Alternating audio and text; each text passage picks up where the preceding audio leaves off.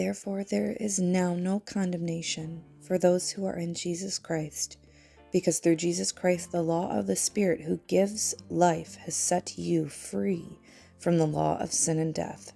For what the law was powerless to do because it was weakened by the flesh, God did by sending his own Son in the likeness of sinful flesh to be a sin offering and to be condemned sin in the flesh, in order that the righteous requirement of the law might be fully met in us who do not live according to the flesh, but according to the Spirit.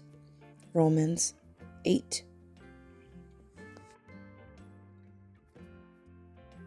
Welcome to my channel. I'm so happy that you're here. I am so eager for this video. It's a video I've been wanting to post for a long time regarding my come to Jesus moment as well as my life. I'm hoping I can share this with you so that it can help somebody out there as it did me. Along with some baking today, we are doing sourdough, as you see, along with pizza with fresh baked crust, a pumpkin pie with pumpkins from our neighbor, as well as fresh pizza sauce that we made from scratch. When I do my videos, I tend to just fly by the seat of my pants by speaking to you guys as if you're sitting right in front of me or as if I'm speaking to a friend. I don't write things out, not that I have anything against videos that do. They seem more prepared than I just like to speak to you guys as if you were sitting right in front of me, like we're having coffee, talking about our day, and talking about things like the fall, about homemaking, baking, religious journey, homeschooling, motherhood, and all of the things in between. I am prepping the pumpkin here, getting it ready to go in the oven so that we can make pumpkin puree. Honestly, you'll see in the video, pumpkin puree is very simple. It's just the timing. So if you're trying to have a pumpkin pie ready the same day, it's possible if you get it prepped in the morning. But for me, you're going to see that I just make it and then I put it in the fridge overnight to kind of harden. I like cold pumpkin pie with Cool Whip or whipped cream. That's just my preference, but it was still really good. So let me dive into it as I am making things in this video. I kind of hop in between projects, and that's part of a baking day. As you can see here, my daughter is watching Bambi from Disney. I will be talking about screen time in a later video. That's another topic that I'm eager to discuss. So I won't get too into it, but we are a home that watches TV. We just limit it, and I also am very picky on what I let her watch. I like to watch low stimulation shows as much as possible, and Bambi is such a cute movie. I try to skip over some of the not so happy parts, but she tends to like the beginning with all the animals, and so do I.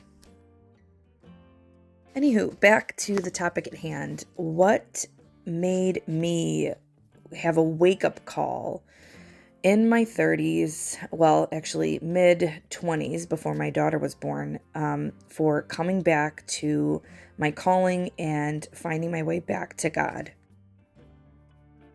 It's interesting, and I want to share with you guys that we grew up, or me and my sisters and my family grew up in a Christian household. We went to Christian school earlier on. I believe it was up to first grade, so kindergarten and first grade, as well as preschool at our church.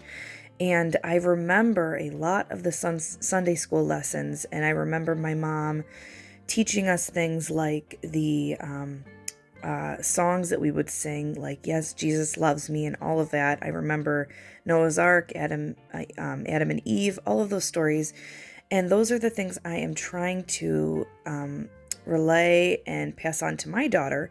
But as for me, I do remember those principles early on. My parents were ended up divorcing around 7, and we ended up going to a normal school around that age as well, so like 6 or 7. So everything in our world kind of changed. I actually remember, because we wore uniforms at this school, I remember the switch to a public school and me being so shocked that I was able to wear jeans, because the school that we went to was very particular and very adamant about the girls wearing skirts or dresses. Now, I'm not saying this is the way. I have completely different views when it comes to that and, religion and how you look and dress. But regardless, I guess they were just trying to teach modesty at an early age. And it shocked me. I was actually very excited to wear jeans because I was such a tomboy at that time. But little did I know it was actually such a big change, not even just for school and religion, but for the family dynamic that we had. And long story short, we ended up losing that day to day when it came to God. Now, I always will say, and I always believe that the principles were there in my heart, but I started not to hear God's voice or even pay attention as time went on.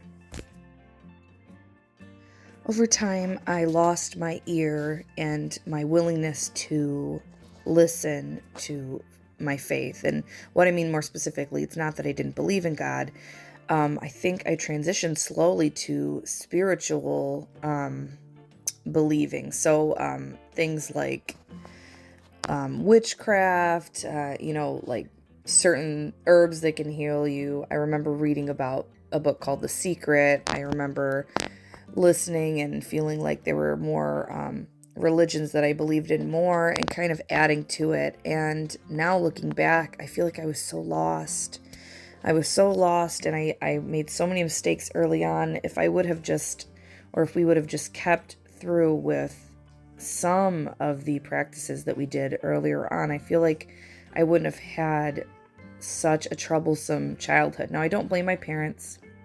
I don't blame anybody but me, because I feel like I had principles early on, and we're young and you make mistakes, but looking back at it now, I still feel like God was with me, protecting me, keeping me safe, and I have no words for that. That is God's grace in the greatest respect. If you don't believe, He still keeps you safe, He still watches over you, but you still have that free will to decide what you want to do. Here I am making the pumpkin pie filling with the pumpkin puree and bringing out the vegetables for the pasta sauce. I feel like pumpkin pie is one of the easiest pies I've ever made. It's literally pumpkin, eggs, sugar, and, a few other spices and evaporated milk, which I ended up making myself. Evaporated milk is very easy. You just simmer it on low for about 20-30 minutes, and I added a little bit of maple syrup to it to kind of give it a little extra flavor because I didn't have any vanilla for the pumpkin pie. But regardless, it is pretty simple as long as you have the time and patience. Back to my chat about my come to Jesus moment. I feel like over time things slowly changed.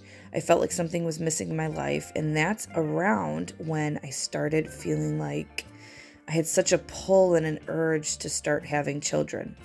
I think I was around 26, 27 when the first moment or first calling, I would say, when God reached out to me. I remember walking out to my porch, and at the time, my husband didn't want kids. I love him so much, and he would never change anything. But I would say he wasn't sure at the time about having kids. So we were living more for ourselves at the time, and it was kind of a scary thought. But I remember walking outside, and I think I shared this story on my channel before, that I walked outside on my porch, and I looked up into the sky, and I made a prayer to God that I wanted to have kids. And I asked Him, I said, please, can you please give me a blessing of a child, and please make it okay with my husband. Please let us figure it out. And I was looking up into the stars. It literally is like a picture perfect moment, probably corny hearing it, but that's what I did. I prayed out loud outside. And obviously God heard me, because not maybe 2 months later, I found out I was pregnant, and I was on birth control at the time. I was taking birth control, but God heard me. He made it happen, and our daughter was born. And our daughter has changed my heart so much. I feel like she is the reason and one of the things that brought me back to God. One other thing that happened to me, now this is kind of like a morbid thought, but this was after my daughter was born. I had this dream, and it was the most vivid dream I've ever had.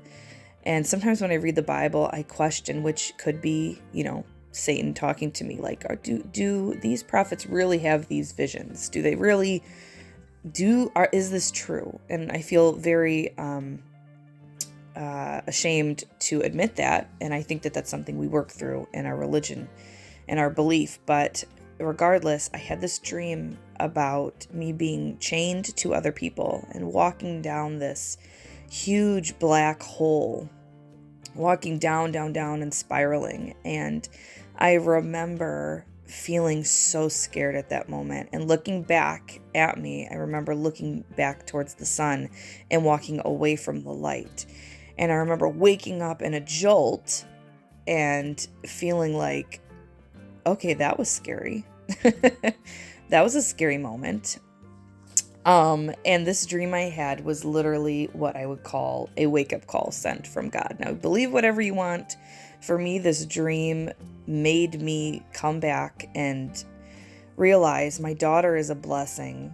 I have so much to be thankful for. What is it other than God speaking to me to get my act together? Otherwise, things may not turn out the way that I want them to.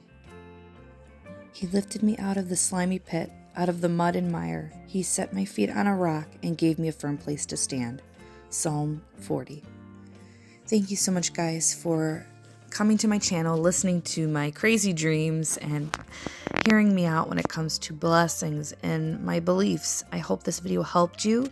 Next week, we will talk more about the garden prep, as well as some screen time and controversial topics. I wish you well, and I hope you have a wonderful rest of your week. God bless. See you soon.